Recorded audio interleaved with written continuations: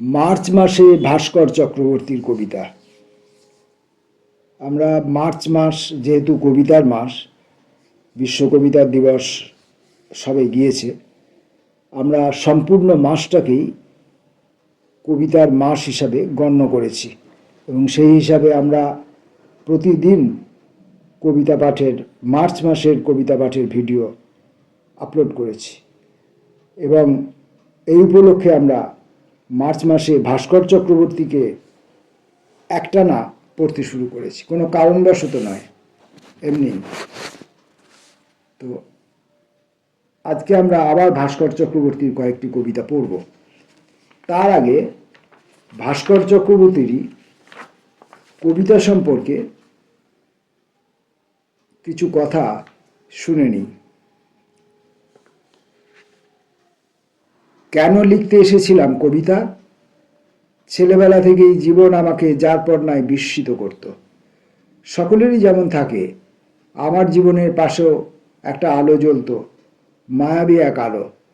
আমার মতো গরিব বাড়ির এক পাঠ বিমুখ ছেলের কাছে কবিতা এসেছিল এক মুক্তির আশা নিয়ে।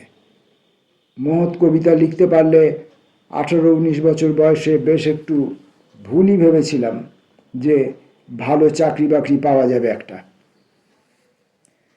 নিদেন পক্ষে কোনো খবরের কাগজে। দারিদ্র অবশ্য আমার কোনো কালেই ঘোচেনি। তবে আশ্চর্যের ব্যাপার এই, কবিতার সঙ্গে আমার সম্পর্কটা ভালোবাসার এমনই এক অলৌকিক পর্যায়ে চলে গিয়েছিল যে চাকরি বাকরি নিয়ে আমি তারপর কখনোই আর সেরকম মাথা ঘামাইনি।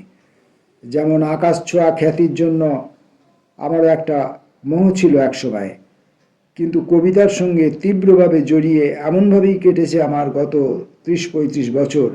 এখন মনে হয় বিখ্যাত বিখ্যাত আর বিখ্যাত হতে চাওয়ার মধ্যে একটা অশ্লীলতা আছে। এই অংশটুকু এখন আমাদের যারা আমরা কবিতা চর্চা করি তাদের জন্য খুব উল্লেখযোগ্য।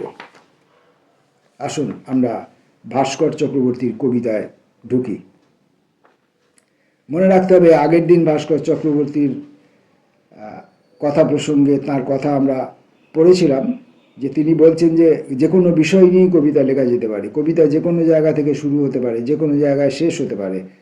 কবিতার একটি লাইন থেকে আরেকটি লাইনের যোজন যোজন দূরত্ব থাকবে, অথচ সেই লাইনগুলির তলদেশে মিলিমিটারেরও কম ঘনিষ্ঠতা থাকবে, মানে খুব কাছাকাছি থাকবে। এইরকম তার কবিতার কনটেক্সট, তাঁর ভাষায়। আজকের প্রথম কবিতাটি অসুখ। আমি কি চেয়েছিলাম বন্ধু বান্ধবের সংখ্যা বেড়ে চলুক আমার? বিছানায় ভোরবেলার সিগারেট থেকে হঠাৎ পড়ে যায় ছাই। কিছু একটা করা উচিত আমার। এই শুয়ে থাকা, এই বসে থাকা, এই উদ্দেশ্যহীন ঘুরে বেড়ানোর চিমটে বাতাস থেকে সরে দাঁড়ানো উচিত কি আমার? আমি কি চেয়েছিলাম সজ্জিত হয়ে উঠুক জীবন, শুকনো জানলা দিয়ে ভোরবেলাকার আলো এসে পড়েছে ফাঁকা জুতো জোড়ায়। আমি কি চেয়েছিলাম ওইসব ব্রাদার? আমি কি চেয়েছিলাম এই?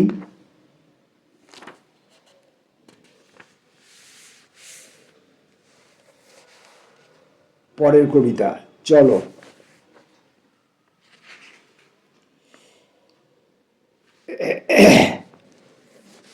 বাইরে উঁচু উঁচু জ্যোৎস্না, আমাদের স্বপ্নের রেলগাড়ি এসে দাঁড়িয়ে পড়েছে আজ আমাদের উঠোনে। চলো, খাটের নিচ থেকে টেনে আনো তোমার ভাঙা সুটকেস। সমস্ত রাত আমরা ব্রিজের ওপর দিয়ে, চলো, আমাদের পুরনো জুতো পরে থাকবে আমাদের স্তব্ধ বাথরুমে। আদিবাসীরা এগিয়ে এসে আমাদের শুধুই ভেতরের দিকে নিয়ে যাবে আরো।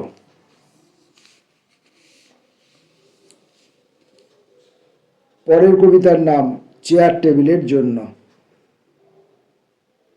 এবারের শীতেও আমি টাকা পাইনি তেমন। যা দিয়ে কাঠের চেয়ার টেবিল কিনে ফেলতে পারি একটা। মানুষ পোস্ট অফিসে যায়, ডাক টিকিট কেনে, মানুষ পোস্ট অফিসে যায়, টাকা পাঠায় বিদেশে, জন্মদিনে কোথাও মোমবাতি জ্বালিয়ে কেক কাটা হয় এখনো। নরম সোফার মধ্যে সতেজ তরুণ তরুণী ডুবে থাকে এবং আমি লিফটের মধ্যে ঘুমিয়ে পড়ি যথারীতি। আমার বুট জুতো পরতে ভালো লাগে না, অন্ধকার রেস্তোরাঁর মধ্যে একা একা বসে থাকতে ভালো লাগে না, আমার কোনো চেয়ার টেবিল নেই। খুব জোরে হেসে উঠলে দুপুরবেলায় দূরের দেয়াল থেকে চুনবালি খসে পড়ে। টেটি বিড়াল লেজ উঠিয়ে তাকিয়ে থাকে কিছুক্ষণ। এমন নিঃস্ব দুপুরে আমি কি বসে বসে চিঠি লিখব সকলকে? আমি কি লিখব ভালো আছি? ভালো থাকার জন্য মানুষ খাকি হাফ প্যান্ট পরে ট্রেনিং নেয়, দৌড়ে মাঠের মধ্যে, শশা খায়। সমস্ত দিন শুয়ে শুয়ে রক্তের গম্ভীর চলাফেরার শব্দ শুনি আমি। আমার বাঁ হাতের কথা ভাবতে ভাবতে ঘুমিয়ে পড়ে ডান হাত, ডান হাতের কথা ভাবতে ভাবতে মাথা টিপটিপ করে।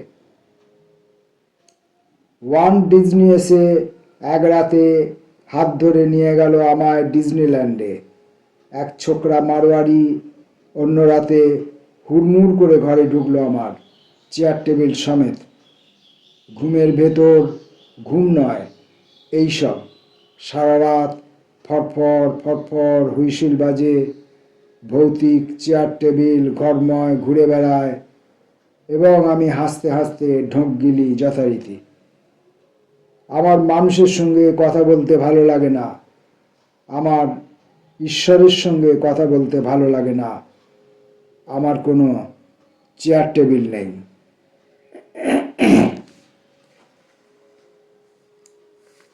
ছোট বোন,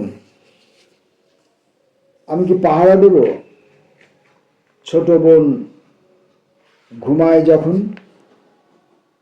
দুপুরে আকাশ নীল, শরীরের শান্ত কলরব, আমি কি ঘুমোবো পাশে? ছোট বোন ঘুমোয় যখন।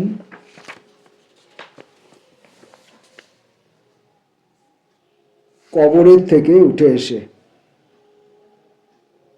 একটা মোরগ ডেকে উঠে ভোরবেলা বাগানের দিকে চলে গেল।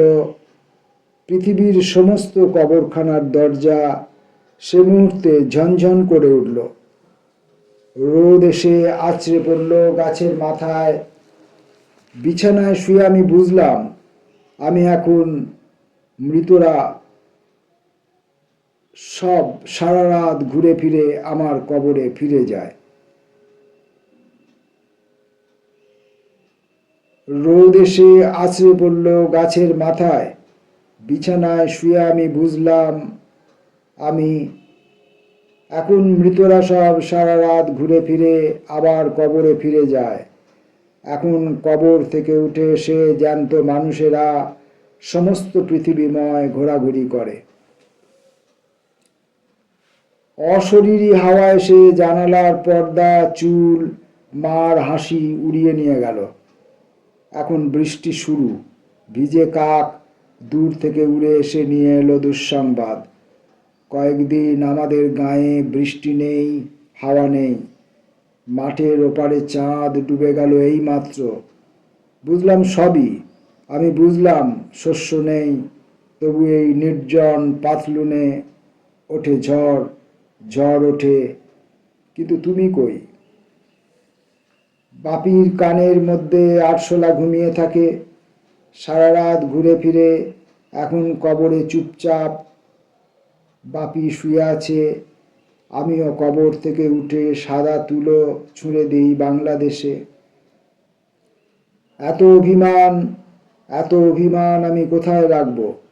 দ্রুত ছুটে যাই বাথরুমে। বাথরুমে স্নানের জল ফুলে ফেপে ভয় দেখায় আমাকে, বলে ডুব দাও। আমি হেসে উঠি। পুকুরে ডোবার ইচ্ছে পুরোপুরি ছিল স্যার, ছিল আমারও। যখন দুলকি চালে শরীরের ছায়া হাঁটতো পাশাপাশি, পাশাপাশি হাঁটতো আরও কেউ। সকাল গড়িয়ে তার উপরে দুপুর, অনেক আগে হাত পা ছড়িয়ে ভেসে গেছে। ফের সন্ধেবেলা, ফের কবরের মধ্যে আমি শুয়ে চেয়ে দেখি প্রতিদিনকার মতো সেজেগুজে আমার কবরে তুমি একটা একটা করে ফুল দিচ্ছ। চেঁচাতে পারি না, তবু এত ভুল সহ্য হয় না। আরতি আরতি, তুমিও বুঝলে না। ডাক্তারখানায় যারা ডাক্তারের আগে এসে বসে থাকে, আমি তাদেরই একজন। আজকের মতো মার্চ মাসে ভাস্কর চক্রবর্তী এই পর্বে কবিতা পাঠে শেষ কবিতাটি শীত। তোমার চুল উঠছে হাওয়ায়, বাঁ হাতে তুমি ধরে আছো তোমার টেলিফোন শীতের আলোয়। আবার আমি ফিরে এসেছি আজ তোমার ঘরে। তোমাদের বিড়াল দেখি আগের মতো ততটা ক্ষিপ্র নয় আর। তোমরা পশমের বল দেখি গড়িয়ে চলেছে, আরও গড়িয়ে চলেছে ঢালু খাটের নিচে। চুপচাপ বসে আছি আমি, চুপচাপ হাই তুলছে তোমাদের বিড়াল। শীতের ঝর্ণা ডেকে ডেকে ফিরে যাচ্ছে আমাদের। মার্চ মাসে ভাস্কর চক্রবর্তীকে ফিরে ফিরে পাঠ করার আজকের পর্ব এইখানেই শেষ করছি। নমস্কার।